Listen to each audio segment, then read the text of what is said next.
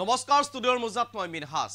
আজি পুলৱামা কাণ্ডৰ ৬টা বছৰ সম্পূৰ্ণ হ'ল আজিৰ দিনটোতেই ২০১৯ চনত সংঘটিত হৈছিল এক ভয়ংকৰ সন্ত্ৰাসবাদী আক্ৰমণ আৰু যি আক্ৰমণত ৪০ গৰাকীকৈ বীৰ জোৱানে মৃত্যুক আকোৱালি ল'ব লগা হৈছিল দেশ মাতৃৰ হকে কাম কৰিবলৈ গৈ দেশ মাতৃৰ হকে প্ৰাণ আহুতি দিয়া এই ৪০ গৰাকী বীৰ শ্বহীদলৈ আমাৰ ফালৰ পৰা থাকিল শ্ৰদ্ধাঞ্জলি লৈ আহিছো সবিশেষ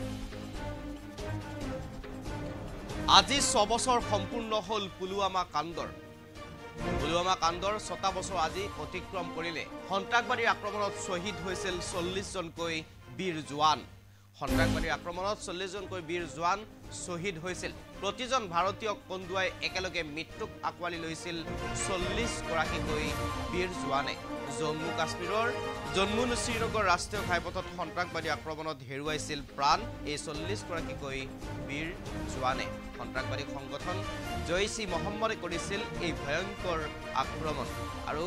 ঘটনাৰ কেইঘণ্টামান পিছতেই মুকলি কৰিছিল ভাৰতীয়ক পুনৰবাৰ এই সন্ত্ৰাসবাদীয়ে পুনৰবাৰ এই ঘটনাৰ কেইঘণ্টামান পিছতেই মুকলি কৰিছিল এই বিশেষ ভিডিঅ' আৰু এগৰাকী ২২ বছৰীয়া আত্মঘাতী বোমাৰু আদিল আহমেদ দাৰে সংঘটিত কৰিছিল এই ঘটনা আৰু আত্মঘাতী বোমাৰুৰ জৰিয়তে সন্ত্ৰাসবাদী আক্ৰমণ কৰিছিল জৈশ-ই মহম্মদে আৰু তাৰ পিছতেই প্ৰতি বছৰে এই দিনটোক স্মৰণ কৰি অহা হৈছে বীৰ শ্বহীদসকলক এয়া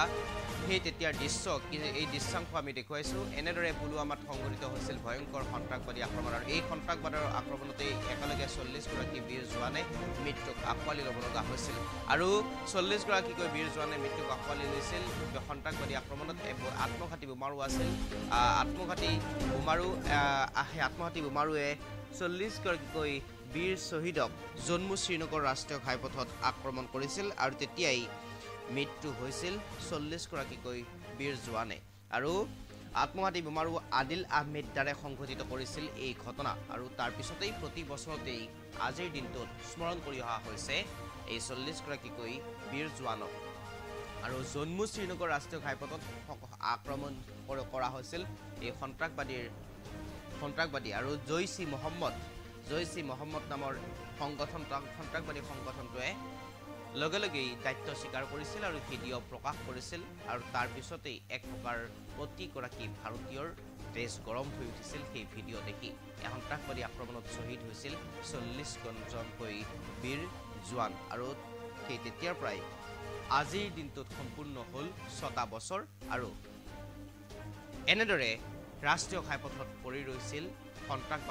সন্ত্ৰাসবাদীৰ আক্ৰমণৰ ফলত ৪০ জনকৈ বীৰ জোৱানৰ নিথৰ দেহ ভগ্ন হৈ গৈছিল কেইবাখনো সেনাৰ বাহন কেইবাগৰাকীও ব্যক্তিয়ে তাত আহত হৈছিল কেইবাগৰাকী জোৱান তাত আহত হৈছিল